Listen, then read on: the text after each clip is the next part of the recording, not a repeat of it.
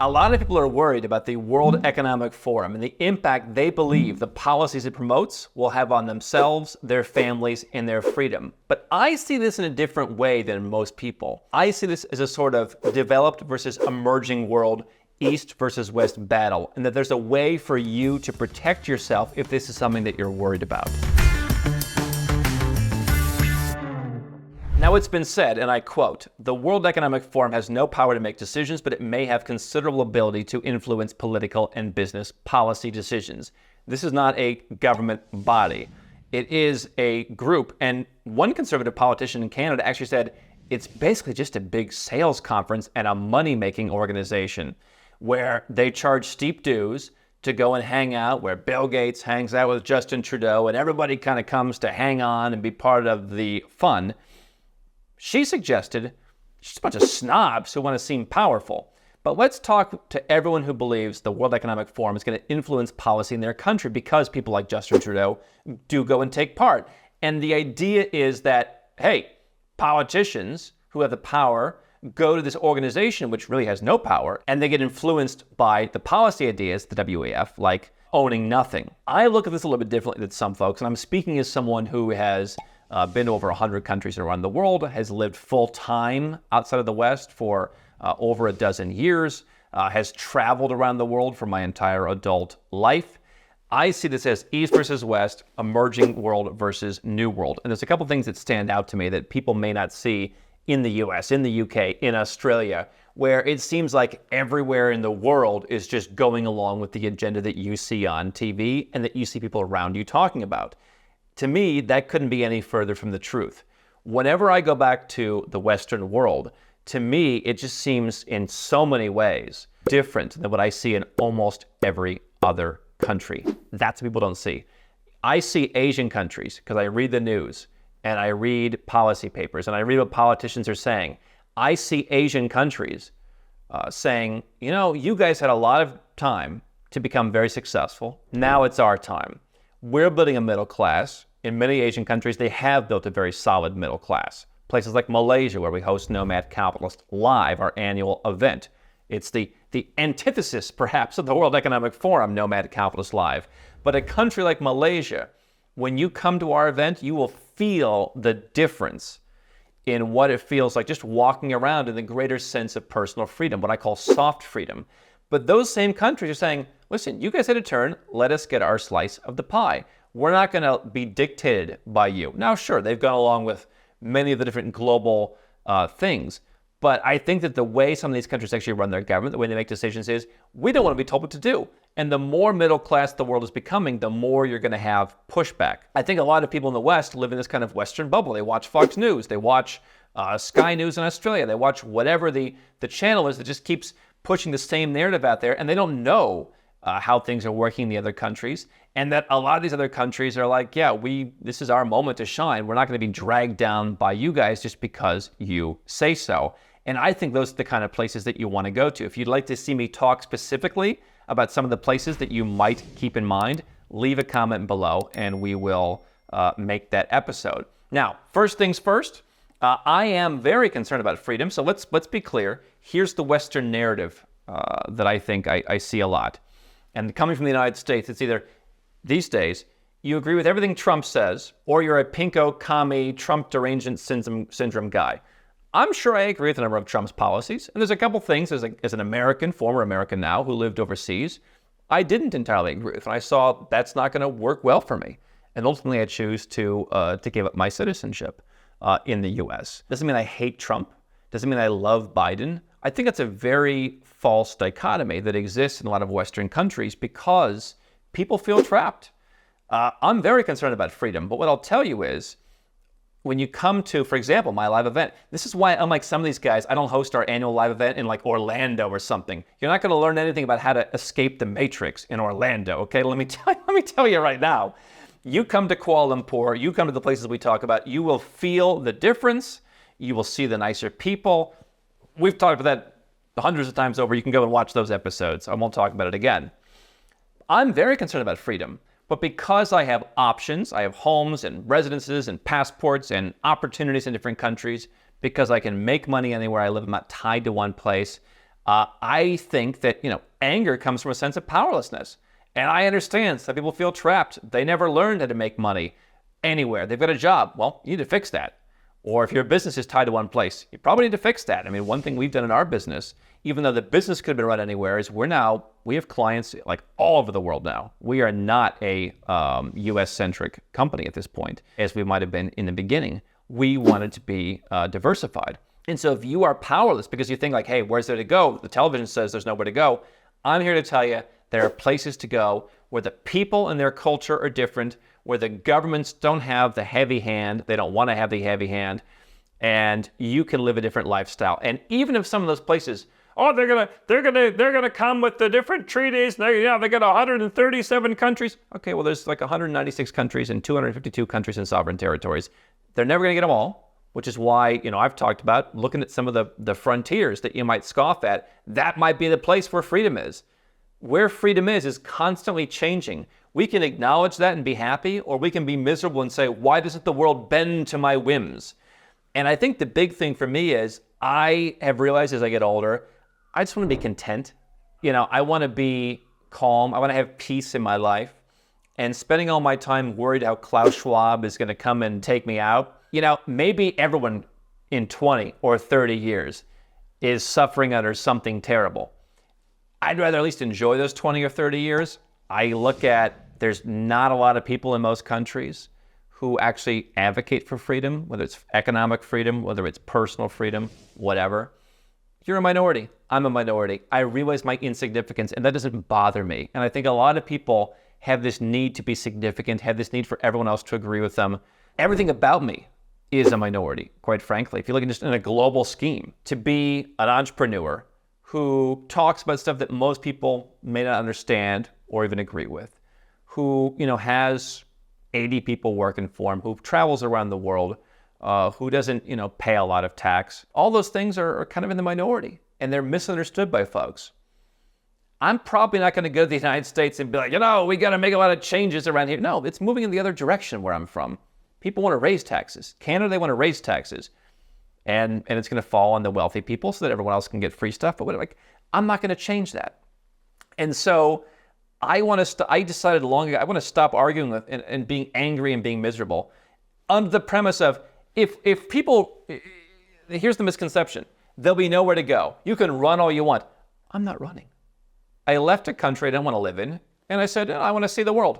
And I traveled all around, and with every passing year, I became a little bit more settled. I started getting homes around the world, and now I spend more time in the homes. I don't travel as much. When I do travel, it's more of just kind of an R&D trip or an occasional holiday. What am I running from? I ran to something. I ran to better social opportunities. I ran to seeing how the world is developing, and I've learned a lot. The fact that I continue to travel between homes that I own, and I'm going to go to Oman this year, and I'm going to go to Argentina in the near future, and I'm investigating, Uzbekistan is on our travel list. I'm exploring what are places that could be successful in the future, because I believe the future does not belong, certainly entirely, and maybe not at all, to the West. So I'm not running away from anything. I'm moving. I'm no different, really, other than it's a different variety of the person who has a home in New York City and the Hamptons and San Tropez in the summer, and they go somewhere to Miami in the winter. Except it's more about economic opportunity for me and seeing the world. But even if we assume that there'll be nowhere to run, quote unquote, as if that's what I'm doing, I'd rather enjoy myself. I'd rather put up the best fight possible. Me going and voting against Joe Biden in the United States, me going and voting for the Conservative Party in Canada or wherever else. Listen, Conservative Party has run the UK for a number of years. What's happening? I mean, it's so much. They did such a bad job. They're not going to run it anymore. And so you're nobody. And I'm nobody. Nobody cares about us. And you think, that proves this conspiracy. No, it was always that way. You're one vote. And if you're different, there's this concept of neurotypical, neurodivergent. What is neurotypical? It's just kind of your average person. Their brain's wired a little bit differently.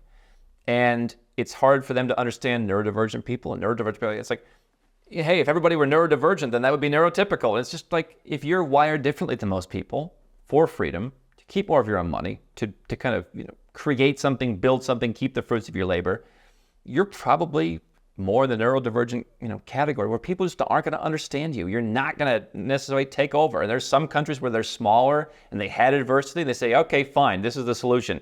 And you see some of the countries that have become some of the most economically free in the world. You see the Chiles, Estonia, Georgia. Oh, that's changing a little bit. You're seeing those countries.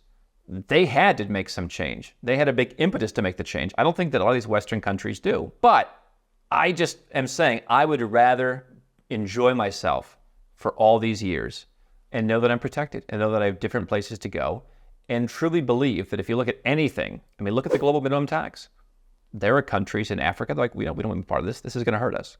We don't want to do it. And you're seeing Africa as a continent kind of pushing back against France in particular in some areas, pushing back against the West, moving more towards the East. And yeah, I think that there's going to be places who always say, hey, we're going to do what's best for us. Heaven forbid, right? Heaven forbid the little countries get to do what's best for them and not be dictated to by the US and the European Union, right? How dare they, right? There's always going to be somewhere like that. And if you've got a handful of those options in your tool chest by having a residence permit, a citizenship, your trust is there with assets, you've got assets across the world, that's going to help you. And I look at this as many of us have had ancestors who moved somewhere for more opportunity and or to avoid problems in their home country. And we celebrate them. And yet, when someone does that now, why? Do you think nobody said, hey, you're stupid? Oh, you can't hack it in Wales? Oh, you can't hack it in Italy? Oh, you can't hack it. You're going to that America. Okay, get out of here, loser. You think nobody said that? It wasn't beautiful. They didn't have anything. That's why they left. And so you may have something. You're the one that perhaps they're coming for.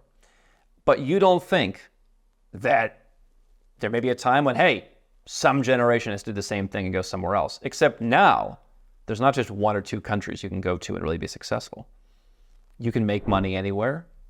You can be a freelancer, start your own online business, work from anywhere. You can raise your kids. They can be schooled online. There's private schools all over the world that are pretty good. There's so many opportunities that didn't exist 30 years ago even, that why would you stay and fight to be one voice? Every once in a while I drive by some protest. There's 22 people outside, protesting outside an embassy. It's like, okay, if it makes you feel better, if you'll enjoy that, God bless you. I like to make an impact. And I think being in a place where I can be my best gives me the chance to make an impact. Leaving nasty YouTube comments where everything is twisted. People are watching like a cat in a dryer video, and it's like, this Klaus Schwab's responsible for this. Like, guys, chill out, okay? Can we just chill out a little bit? If you want to stay and fight, go ahead, but be prepared. Just as your ancestors leaving wasn't as glamorous as you think, which is why you think that staying in your country is somehow the right thing to do, because you think it was glamorous to leave the old country and come to where you are, it's not going to be glamorous to stay and fight. You're going to be miserable, you're going to be dragged down, the world is going to be deprived of your gift. Now, let's go through their plan. Stakeholder capitalism, yeah, giving workers seats on the board. I don't see anybody in Asia talking about that. That's a US concept, but the Western concept. Restricting air travel. Well, people say, okay, oh yeah, Mr. Smart, where are you going to go? Where are you going to go if you can't get on a plane? Have some money and charter a plane if that's allowed. By the way, people couldn't leave Canada during the pandemic. I do believe there were times you could fly out on your own private jet. Hey, easy to pay for private jets if you save money not giving Justin Trudeau 50 cents on the dollar. But to that, I say, be somewhere else first. Don't cling to your country until it's too late. Be somewhere else. There's plenty of good places. Nomad Capitalist live in Malaysia. I think Malaysia is a fantastic country. You will not sacrifice by living there if you have any kind of income, location-independent income at all. A couple $1,000s a month. You will not suffer by living there. Just get there first. I really don't think that a lot of these Eastern countries are going in the same direction in terms of things like restricting air travel that, let's say, France is doing. People talk about famines. Have a country with a food supply. Have a place you can go. People talk about no cash. Look at the Gulf. Look at Asia. Even in Germany, to some extent, people like to have cash. I see people in places in Asia like taking out big barrels of cash for Chinese New Year. So, to me, you can throw any of these things at me. And I'm not saying they're good. I like to use cash, and it's not because I'm up to no good. It's nice to have some cash, even if for convenience purposes.